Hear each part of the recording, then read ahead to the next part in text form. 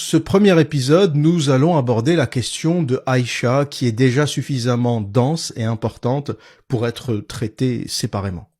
Ce qu'on sait du mariage du prophète à Aïcha est rapporté dans approximativement 21 hadiths authentiques. Il est donc très difficile de nier les faits, et à part le mensonge et la fourberie, rien ne peut contredire le cas Aïcha.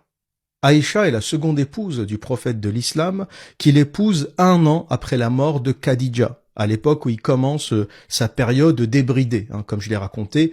Avant l'âge de 50 ans, il faisait rien du tout. Il avait une épouse, Khadija, et il était plutôt docile. Et c'est à partir de 50 ans, à la mort de sa première femme, qu'il se découvre une libido complètement déréglée et qu'il a envie d'enchaîner les femmes. Et donc, dès 51 ans, donc à peine 1 an après la mort de Khadija, il s'intéresse à cette petite fille, Aïcha, qui est la fille de son meilleur ami, de son compagnon.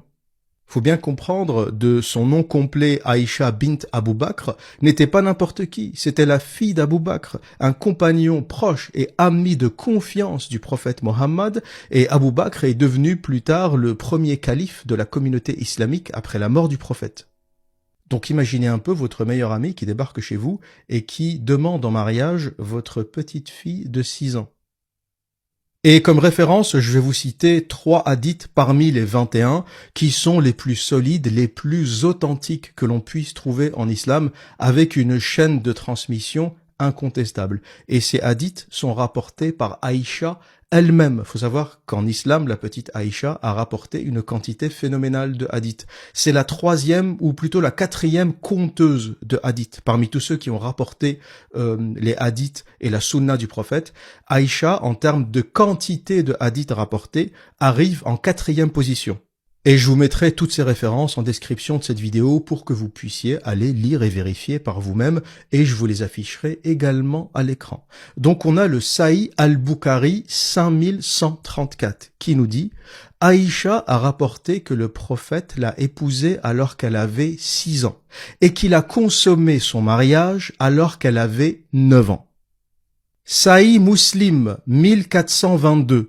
Aïcha, qu'Allah soit satisfait d'elle, a rapporté que le prophète d'Allah l'a épousée lorsqu'elle avait 7 ans et qu'elle a été amenée dans sa maison en tant qu'épouse à l'âge de 9 ans, accompagnée de ses poupées.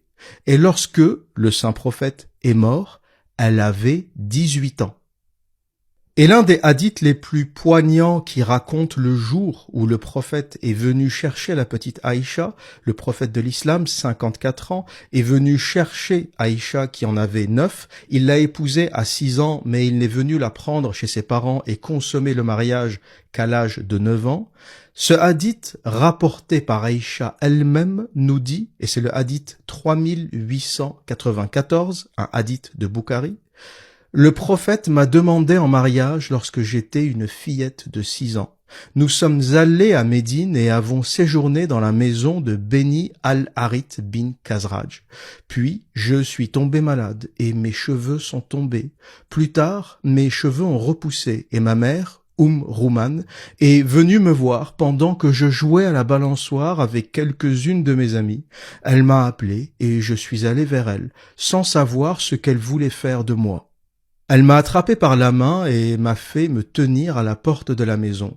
J'étais alors essoufflé, et quand j'ai repris mon souffle, elle a pris de l'eau et a frotté mon visage et ma tête avec. Puis elle m'a emmené dans la maison. Là, dans la maison, j'ai vu des femmes Ansari qui disaient « Meilleurs vœux et bénédictions d'Allah et bonne chance ». Puis elle m'a confié à elle, et elles m'ont préparé pour le mariage. De manière inattendue, l'apôtre d'Allah est venu à moi dans la matinée, et ma mère m'a remise à lui. Et à ce moment-là, j'étais une fillette de 9 ans. Et des hadiths qui racontent que Aïcha avait 6-7 ans lors de son mariage, et 9 ans lorsque le prophète a consommé le mariage, pour parler crûment lorsqu'il a pénétré, il y en a 21. 21, c'est l'histoire la plus rapportée et la mieux rapportée de l'islam. Il est impossible de s'en échapper. Et face à ce problème assez épineux quand même pour l'islam, ce prophète qui pratique la pédophilie, beaucoup tentent de dissimuler la vérité par le mensonge, parce que je vous le dis, c'est tout ce qui leur reste. Et une rumeur véhiculée par quelques imams hypocrites et menteurs dit que Aïcha n'avait pas 9 ans en fait, elle en avait 19. Parce que les Arabes ne comptent pas les dizaines. Donc 6, ça veut dire 16, et 9, ça veut dire 19. Et je sais d'où vient ce mensonge. Je connais la source de ce mensonge. C'est une vidéo d'un hypocrite, un professeur belge converti à l'islam, et qui a véhiculé dans une conférence ce mensonge sans connaître le hadith 1422 qui met fin au débat. Parce que si les Arabes ne comptent pas les dizaines, et que 6, ça veut dire 16, et 9, ça veut dire 19, 18, ça veut dire quoi? Le hadith authentique, Sahih Muslim 1422, dit clairement, ou dans lequel Aïcha elle-même, il est rapporté par Aïcha ce hadith, c'est elle qui dit « J'avais 18 ans quand le prophète est mort ». Donc 18, ça veut dire quoi? Ça veut dire 118? Ça veut dire quoi?